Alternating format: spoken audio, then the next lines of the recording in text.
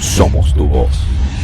Recibimos a esta hora a Celia Herrera. Ella es ingeniero civil, especializada en diseño de carreteras, es docente universitaria, es miembro de la Comisión de Infraestructura de la Academia Nacional de la Ingeniería y el Hábitat y es presidente de Sotravial. Celia, bienvenida, buenos días, ¿cómo está? Buenos días. Buenos días, un placer estar con ustedes. No, gracias a usted por estar con nosotros para hablar sobre un tema sobre el cual se está tratando de hacer énfasis desde hace algún tiempo, el aumento de accidentes viales. Ayer Protección Civil justamente ofrecía un balance sobre la situación en el Táchira y denotaban el aumento que se había registrado de este tipo de incidentes allá, pero no es una realidad que solo se registra allí, sino en todo el país, en Caracas también lo hemos visto.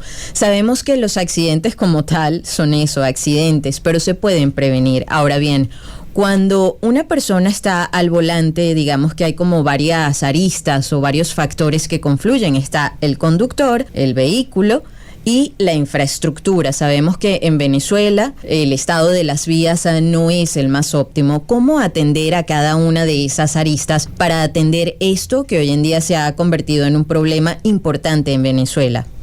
Bien, tú has comentado varias cosas allí importantes y quizás lo más significativo es el hecho de tener cifras con las cuales poder decir que efectivamente está pasando algo con la siniestralidad vial, si es un incremento o si es una disminución, porque cualquier cosa que uno intente, cualquier actuación que se intente para atender a uno de esos tres factores que tú has dicho, no hay manera de hacerle seguimiento y saber si efectivamente tiene algún tipo de connotación de cambio en la siniestralidad si no hay cifras para ello, ¿no? Celebro que Protección Civil Táchira haya mostrado en cifras ciertas el incremento de la siniestralidad en ese estado, porque en los últimos tiempos, como tú dijiste, hay la percepción ciudadana de que la siniestralidad se está incrementando por algunos hechos viales que fueron noticia gracias a los medios de comunicación, pero no había una cifra como tal. A nivel internacional, la Organización Mundial de la Salud tiene ya 2 décadas trabajando con los países en planes, programas y proyectos para disminuir la siniestralidad, y las cosas que han resultado exitosas están rondando con algunas acciones de gestión, como es el tema de disminuir los límites de velocidad máxima permitida dentro de las áreas urbanas particularmente, porque los dos actores de los más vulnerables y afectados con la siniestralidad y particularmente con las muertes son los peatones y los ciclistas y los motociclistas. Entonces, como te decía, van en torno a la reducción de la velocidad, la exigencia del uso del cinturón de seguridad a todos los usuarios, los que van dentro del vehículo. Por otra parte, la exigencia del uso de sillas para menores de edad dentro de los vehículos, la exigencia que incluso está desde el punto de vista legal ya tipificada en los reglamentos y en las leyes, de que los menores de edad van en los asientos traseros, si tienen menos de 10 años van en estas sillas especiales. Y por supuesto también han estado rondando en implementar nuevos dispositivos dentro de las vías para el control de tránsito, que además están sumando a favor de lo que se llama vialidad vehículo inteligente, que es tener información permanente en la vía que te pueda dar un dato oportuno para tomar decisiones acertadas. Se está trabajando también en adiestrar en conducción y manejo defensivo. Adicionalmente se está haciendo más énfasis en los requisitos para otorgar licencias. Por ejemplo, con el caso de las motocicletas hay que demostrar probada pericia en el manejo, el equilibrio, todas estas cosas, por supuesto sumando en esas condiciones óptimas para que las vías también estén en buenas condiciones. Hablabas tú del tema. Siempre es necesario invertir en mantenimiento, en conservación vial, y el otro punto importante es la fiscalización, la supervisión y el control. Y el dispositivo de control más significativo, que es el ciudadano, un ciudadano que se comporta de manera correcta, que acata las leyes, que resguarda su vida tomando las previsiones mínimas de saber que su vehículo está en buenas condiciones para conducir, que respeten el espacio público, el derecho que tenemos todos a estar allí, que comparte ese espacio en condiciones de equidad. Importantísimo la educación vial, y la educación vial empieza por casa, ¿no? Si desde la familia a nuestros niños los educamos con el ejemplo, portándonos como se debe, como ciudadanos correctamente hábiles para trabajar, para funcionar en ese ámbito que es el espacio público, que es de todos. En esa medida tú ya vas haciendo algo, y por supuesto a nivel de las instituciones educativas en primaria, secundaria, incluso a nivel universitario, este es un tema que es transversal, porque cuando el tema del casco, o sea, ¿a quién protege el casco? A la persona que va conduciendo. Entonces se trata de que cada persona tenga noción de lo que significa estar en una vía. Hay publicidad tan importante, perdón, porque de potente comunicación social, no sé si es publicidad o propaganda el término apropiado, pero hay micros que te dicen que quien va conduciendo un vehículo porta un arma, y es que no nos damos cuenta de que son toneladas versus una persona. O sea, la posibilidad de que tengamos una lesión grave o la persona fallezca por un siniestro vial es muy grande. Entonces hay que educar, pero también hay otro tema muy importante, que es acabar con la anarquía, impunidad. Y allí son las autoridades las que tienen que hacer el trabajo, porque en la mayoría de los países del mundo donde vemos que la circulación del tránsito funciona, hay una reserva moral, por supuesto, del ciudadano, pero también está la parte de que sabemos de que cualquier persona que infrinja un lineamiento de tránsito va a recibir una sanción, tiene una multa, es detenido, le quitan la licencia. En la medida en que las personas saben que las leyes se tienen que acatar, porque hay un vigía, hay quien se ocupa de que las normas se cumplan, en esa medida pues tenemos un tránsito funcionando. Para eso necesitamos cuerpos de seguridad abocados a la fiscalización del tránsito, que no tienen la misma connotación de un policía que resguarda seguridad ciudadana asociada a otro tipo de delitos, que por supuesto son mucho más graves. Y también estos ciudadanos tienen que recibir un adiestramiento apropiado, tienen que tener fiscalización y haber organismos contralores, y tienen que tener condiciones de equipo, herramientas, sueldos, garantes de que haya una honorabilidad en el cumplimiento de ese deber, que inspire respeto, que por supuesto inspire también confianza a la ciudadanía de que están allí para acompañarlos y garantizar, resguardar sus bienes y también su vida, ¿no?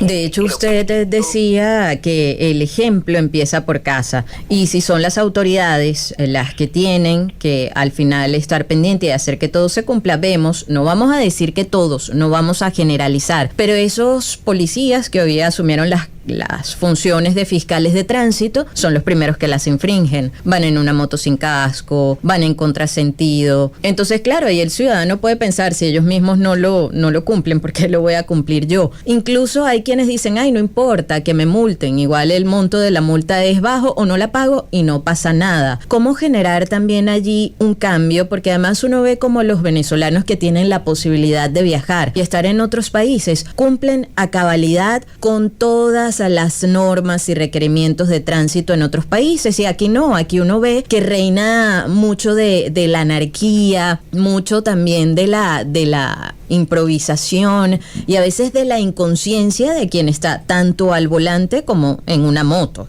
Sí, todos estos procesos requieren, en el caso venezolano, de una reinstitucionalización, ¿no?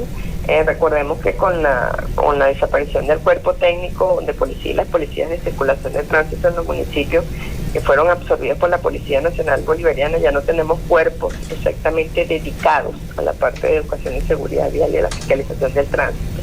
Y tenemos además unos cuerpos de seguridad muy mermados, y sin ir muy lejos, bueno, el municipio que se convirtió en parámetro de referencia, que era Chacao, tenía muchísima más presencia policial en las intersecciones, y no ha sido fácil para los municipios asumir esta tarea en medio de un estado que a veces pareciera no funcionar de la mejor manera. Como tú bien dices, todos vemos cosas como vehículos oficiales del Estado sin placas, cuando la ley te dice que todo vehículo tiene que tener 2 placas identificadoras y cosas como esa. Entonces tenemos que romper esa anomia social que se ha convertido en la práctica habitual, en una mala práctica habitual que está subsistiendo en medio de un caos que no favorece para nada la seguridad vial. Y darle mayor apoyo a quienes se dedican a transmitir información al respecto. Y yo aplaudo la labor de los medios de comunicación, que siempre han sido importantísimos en eso.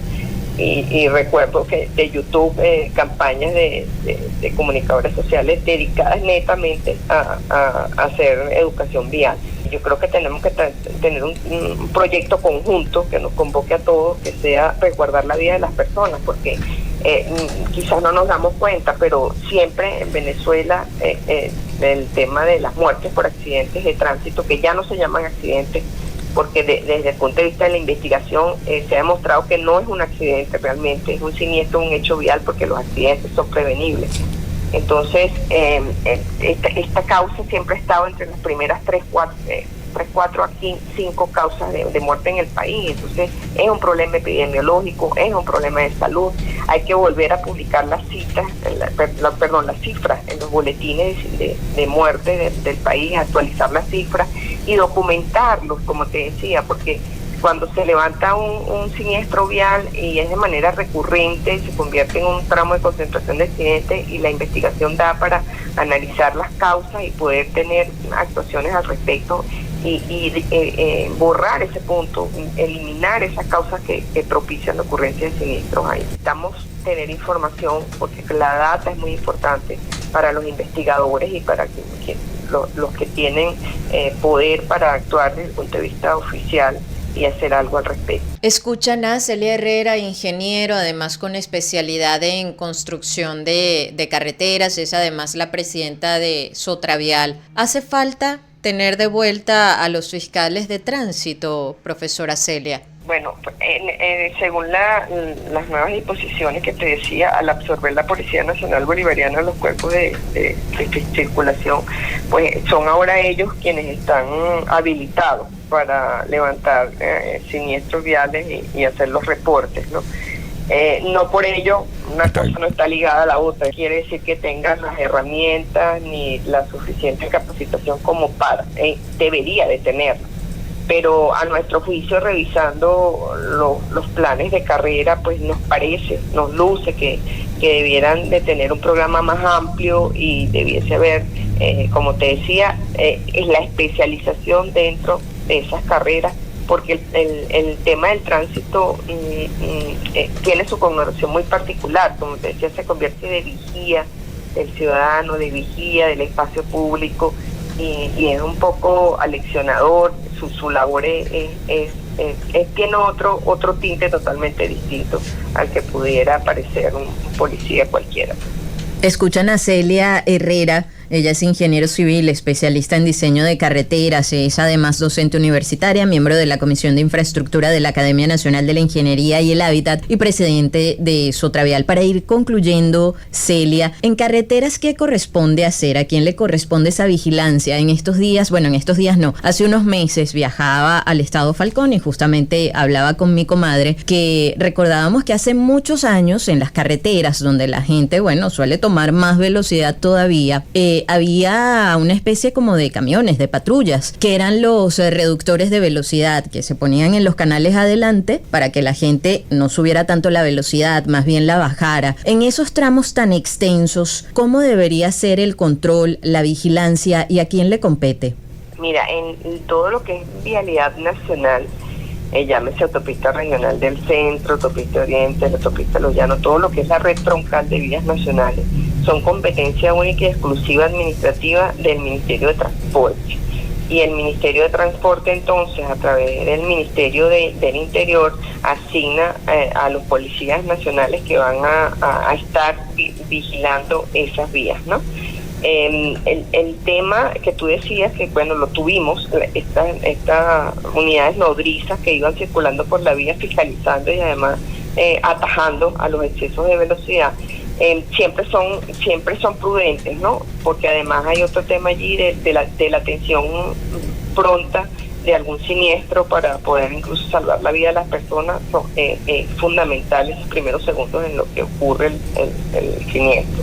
Pero por otra parte, estamos en un mundo globalizado donde estamos hablando de inteligencia artificial, y la inteligencia artificial tiene tiempísimo trabajando, operando desde las ciudades, en la vialidad urbana y en la vialidad interna a nivel de las vías nacionales, con cámaras, videos, sensores, cantidad de equipos que pueden transmitir información en tiempo real y darte un paneo de lo que está pasando en la vía, y tú puedes tener información en un centro de control de operaciones y dar instrucciones a los cuerpos de seguridad para que se movilicen, y incluso puedes transmitir la información al vehículo, a los conductores. Cuando hablaba de vialidad vehículo inteligente, ya tenemos vehículos incorporados con pantallas que pueden conectar a través de sensores con la información que reporta la vialidad y los centros de control de operaciones en las vías. Entonces, bueno, quizás estamos un poquito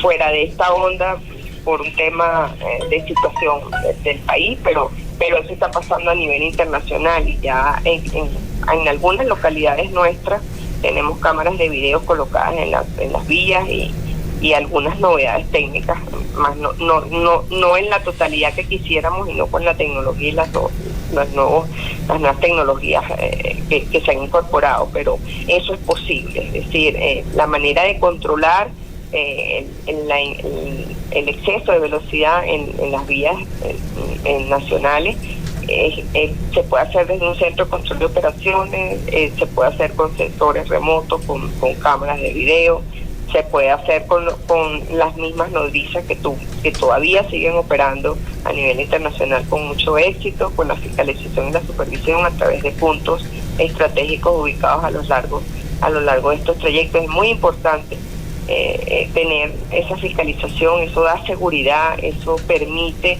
salvar vidas por una atención oportuna. Esta experiencia fue exitosa, entonces sería buenísimo retomar ese tipo de actividades en nuestra red vial nacional.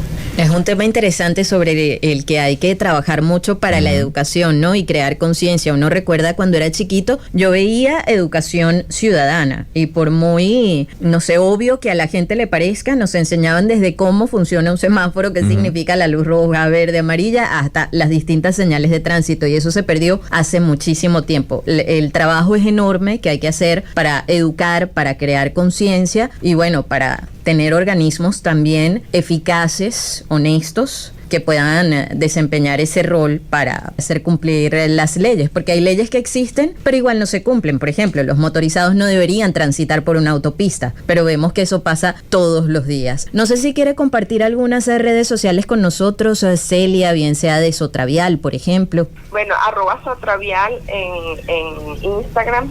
Y mis redes @Celia Herrera, tanto en X como en Instagram, y allí, bueno, suelo compartir también cosas interesantes de vialidad, tránsito y transporte, como apasionada del tema. Gracias por haber estado con nosotros. Un placer, como siempre, a la orden. Celia Herrera con nosotros, amigos oyentes, ingeniera civil, especialista en diseño de carreteras, docente universitaria, miembro de la Comisión de Infraestructura de la Academia Nacional de la Ingeniería y el Hábitat, presidente de Sotravial. En esto tenemos que trabajar todos, ¿no? Porque usted tiene una responsabilidad allí en el momento que está detrás del volante, detrás de la moto. Hay la responsabilidad también del Estado y de nosotros como sociedad.